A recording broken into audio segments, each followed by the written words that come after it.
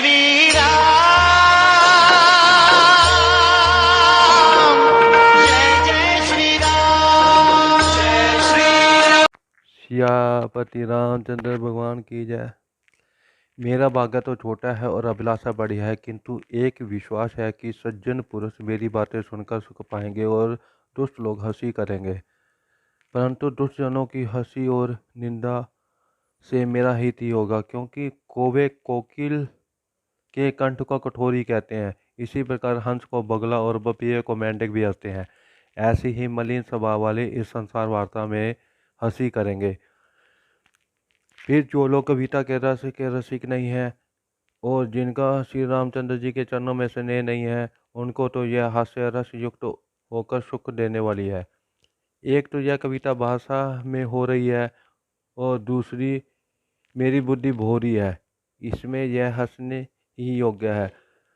तब यदि कोई हंसे तो क्या अनुचित है, क्योंकि जिनका भगवान के चरणों में प्रेम नहीं है और समझ अच्छी नहीं है, उनको तो यह कथा सुनकर फीकी ही लगेगी। परंतु जिनको श्री हरि और श्री महादेव जी के चरणों में प्रेम है और जिनकी बुद्धि कुतर्क वाली नहीं है, उनको श्री रामचंद्र की यह कथा अवश्य मीठी लगेगी। मुझे आशा है कि मेरी कविता को राम भक्ति से अलंकृत जानकर सज्जन लोग हृदय में सुंदर वाणी से प्रशंसा करेंगे, क्योंकि न तो मैं कवि हूँ, न बोलने में चतुर हूँ और सब प्रकार की कलाओं से भी रहित हूँ। इतना अवश्य जानता हूँ कि काव्य में शब्द, अर्थ और अलंकार नाना प्रकार के होते हैं और छंद प्रबंध भी अनेक प्रकार के होते हैं और इसमें भाव भेद और रस भेद भी है तथा काव्य के दोष और गुण अनेक प्रकार के हैं। परंतु क्या कहूँ, मुझसे तो काव्य का एक भी ज्ञान नहीं है। यह कोरा कागज सामने है, इस पर लिखकर सत्य कह दे रहा हूँ। यदि भी मेरी कविता समस्त गुणों से रहित है, तो भी इसमें संसार विदित एक गुण अवश्य है।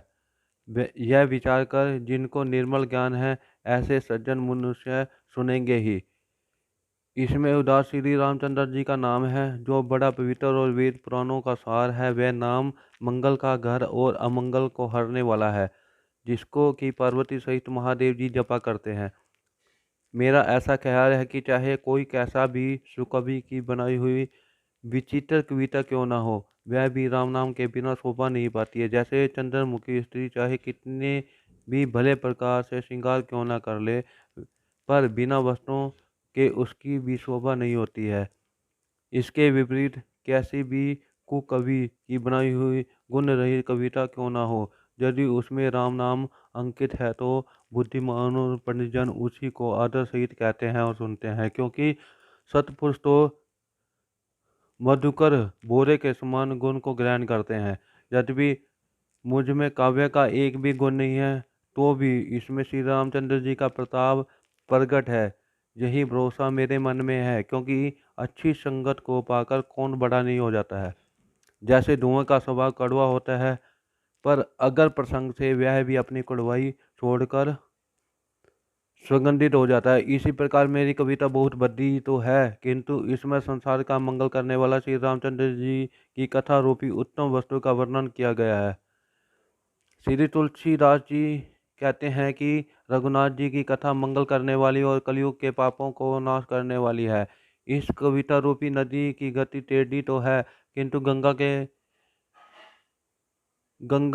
की तरह परम पवित्र और शुभ श्री रामचंद्र जी के सुंदर यश की संगति से अच्छी हो जाएगी और सत्पुरुषों के मन को वैसी अच्छी लगेगी जैसे शमशान की विभूति अपवित्र होती है, परंतु वही श्री महादेव जी के शरीर में लगकर स्मरण करने योग्य सुंदर और पवित्र हो जाती है।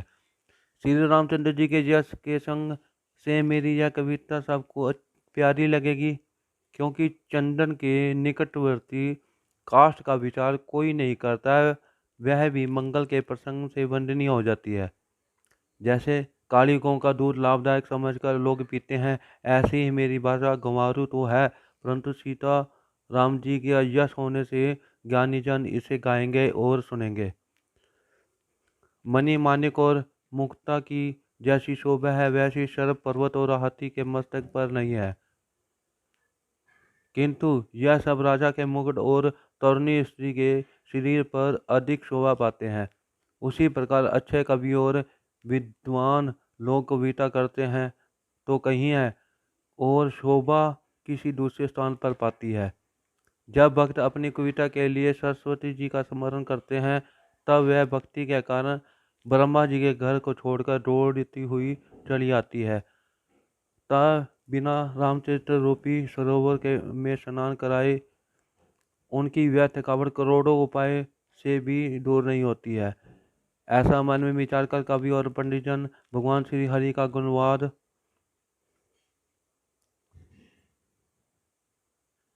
गाया करते हैं जो काली के पापों का हरण करने वाले हैं। उसी समय जब कोई प्राकृतिक मनुष्य का गुणगान करने लगता है वह सरस्वती सिर ढूंढकर पछताने लगते हैं। विद्वान लोग कहते हैं कि बिना सरस्वती की कृपा के कविता की रचना नहीं होती है, क्योंकि हृदय समुद्र में उसमें बुद्धि सीप के समान है और सरस्वती स्वाति नक्षत्र है। जब सरस्वती श्रेष्ठ विचार रूपी जल की वर्षा करती है तब कविता रूपी सुंदर मोती उत्पन्न होते हैं।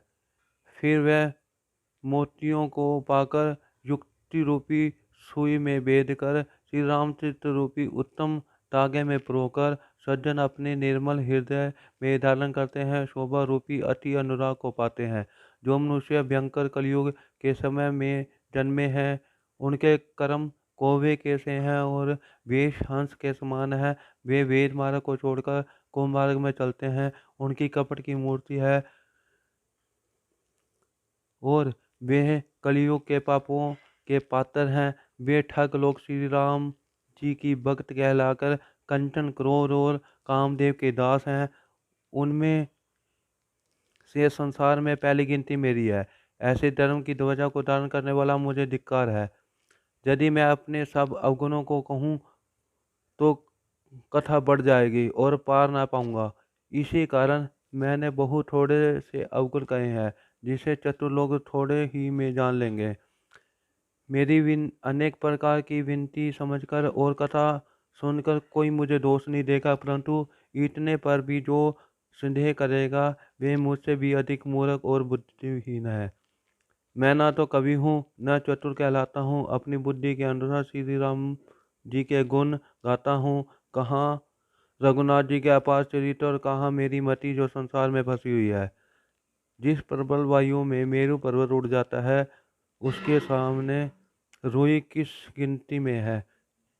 इस कारण श्री रामचंद्र जी की अपार महिमा को समझकर कथा रचते हुए मेरा मन बहुत हिचकिचाता है। सरस्वती शेष महेश ब्रह्मा शास्त्र वेद और प्राण नेति नेति अंत नहीं अंत नहीं ऐसा कहकर जिस प्रकार के गुण का सदैव गान करते हैं, यद्यपि सब जानते हैं कि प्रभु श्री राम की वही प्रभुता है कि जो नेति नेति अंत नहीं कहकर गाई जाती है, तथापि कहे बिना कोई नहीं रहता।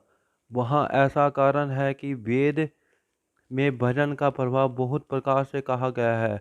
जो अद्वितीय इच्छा रहित निराकार नामहीन अजन्मा सच्चित आनंद और सबसे परे जिसका स्थान है तथा जो सबसे व्यापक विश्व रूप भगवान है, वही अवतार लेकर अनेक चित्र करते हैं।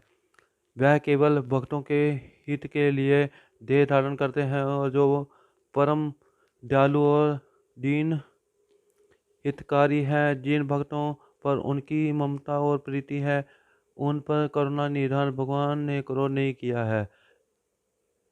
वे गई हुई वस्तु को फिर देने वाले हैं। जैसे सुग्रीव का गया हुआ राज्य फिर दिला दिया, ऐसे गरीब निवाज सीधे बलवान साहिब रघुराज श्री रघुनाथ रामचंद्र जी हैं। ऐसा जानकर पंडितजन भगवान श्री हरि का यश वर्णन अपनी वाणी को पवित्र और सफल करते हैं। उस बल से मैं श्री रामचंद्र जी के चरणों में माथा नवाकर श्री रघुनाथ जी के गुणों की कथा कहूँगा। वाल्मीकि ऋषि और मुनियों ने जो पहले भगवान श्री हरि की कीर्ति गाई है उसी मार्ग में चलने में हे भाई मुझको सुगमता है। जैसे बड़ी नदियों में सब राजा लोग पुल बंधवा देते हैं, तो उन पर चढ़कर बहुत छोटी छोटी चींटियां भी बिना थकावट के पार चली जाती हैं। इसी प्रकार के बल से मन को दृढ़ करके श्री रघुनाथ जी की सुहावनी कथा कहूँगा। व्यास आदि जो अनेक कवीश्वर हो गए हैं, जिन्होंने आदर से भगवान का चरित्र कहा है, मैं उनके चरण कमलों की वंदना करता हूँ कि मेरे सब मनोरथ पूर्ण करे। कलयुग के कवियों को मैं प्रणाम करता हूँ, जिन्होंने श्री रघुनाथ जी के अनेक गुणों का वर्णन किया है और जो स्वाभाविक कवि चतुर हैं, जिन्होंने भाषा में भगवान के श्री चरित्र का ज्ञान किया है। ऐसे जो थे, वर्तमान में हैं और जो आगे होंगे, उनको मैं छल कपट छोड़कर प्रणाम करता हूँ। वे सब प्रसन्न होकर यह वरदान दे कि साधुजन की सभा में मेरी कविता का आदर हो। पंडित लोग जिनकी कविता का आदर नहीं करते हैं, वह परिश्रम बल कवि वृथा ही करते हैं। लोग में बढ़ाई कविता और संपत्ति वही अच्छी होती है कि जिसमें गंगा जी के समान सबका हित होता है। श्री रामचंद्र जी की सुंदर कृति तो अच्छी है, पर मेरी कविता भद्दी है। इससे मुझे असमंजस और संदेह है कि भाषा में मैं रामकथा कहूँ या नहीं, परंतु आप लोगों की कृपा से वह भी मुझको सुलभ हो जाएगी। जैसे टाट में रेशम की चीनी सुहावनी लगती है, ऐसा आपने मन में जानकर मुझ पर ऐसी कृपा करें कि जिससे मेरी वाणी श्री रामचंद्र जी का निर्मल यश वर्णन करने के योग्य हो जाए। क्योंकि जो कविता सीधी हो और उसमें वर्णित यश निर्मल हो, तो उसी का आदर सज्जन करते हैं। शत्रु भी अपना स्वाभाविक वैर भूलकर उसकी सराहना करते हैं। परंतु ऐसे कविता शुद्ध बुद्धि के बिना नहीं होती है, और मुझको बुद्धि का बल बहुत थोड़ा है। इसमें मुझ पर कृपा करो, जिससे भगवान का यश कहूँ। इसी से बार बार मैं सबसे विनती करता हूँ। कवि और पंडित जन श्री रामचंद्र रूपी मानसरोवर के सुंदर हंस है, जो मुझ बालक की विनती सुन और अच्छी रुचि देकर मुझ पर दयालु होंगे। अब मैं श्री वाल्मीकि जी के चरण विंदों की वंदना करता हूँ, जिन्होंने रामायण बनाई। वह रामायण शकर खर राक्षस की कथा सहित है तथा सुकोमल कोमलता से युक्त है। मुंज सुंदर और दूषण राक्षस की कथा से युक्त है और दोष से रहित है। फिर मैं चारों वेदों की वंदना करता हूँ, जो भवसागर से पार होने के लिए बड़ी नौका के समान है, जिन्होंने श्री रामचंद्र जी का निर्मल यश वर्णन करते हुए सपन में भी क्लेश नहीं है।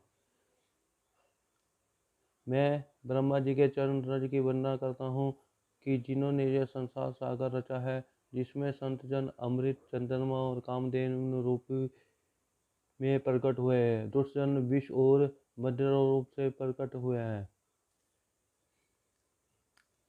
फिर मैं देवता ब्राह्मण पंडित और ग्रह के चरणों को हाथ जोड़कर वंदना करता हूँ कि सब लोग प्रसन्न होकर मेरी सुंदर मनोरथ पूर्ण करें।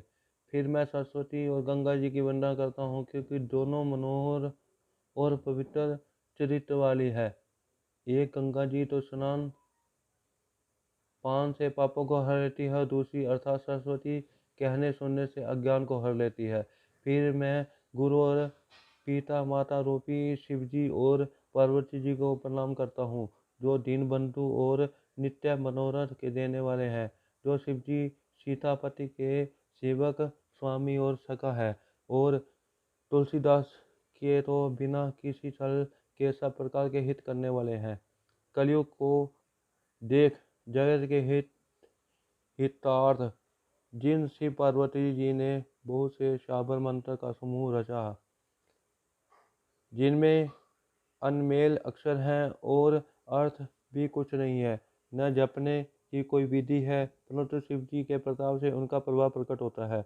वह शिव जी मुझ पर प्रसन्न हो, मैं आनंद मंगल की मूल रामकथा की रचना करूं। अब श्री पार्वती और श्री शिव जी का स्मरण करके प्रसन्नता प्राप्त मैं प्रसन्न चित्त से रामचरित्र का वर्णन करता हूँ।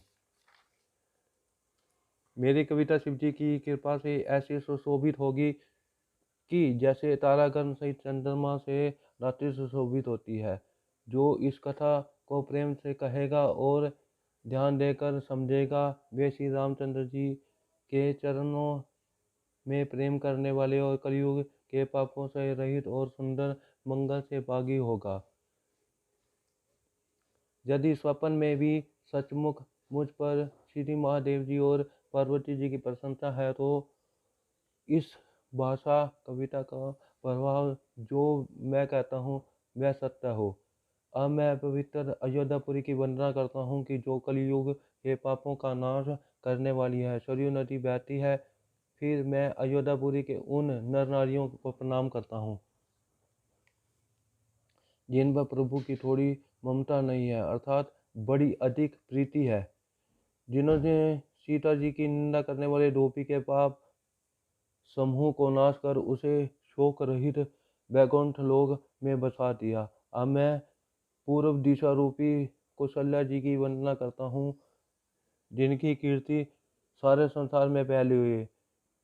जहाँ जगत को सुख देने वाली और कमल रूप रावण आदि खलों के लिए तुषार रूप पाला के समान पूरन चंद्रमा श्री रघुनाथ जी प्रकट हुए हैं। अब रानियों सहित राजा दशरथ को जो पुण्य और आनंद की मूर्ति थे ऐसा मानकर उनको कर्म मन और वचन से प्रणाम करता हूँ जिससे वे अपने पुत्र श्री रामचंद्र जी का सेवक जानकर मुझ पर कृपा करे, जिनको रचकर विधाता ने भी बढ़ाई पाई क्योंकि श्री रामचंद्र जी के माता पिता महिमा की अवधि अर्थात सीमा है। बोलिए सियापति रामचंद्र भगवान की जय। जय श्री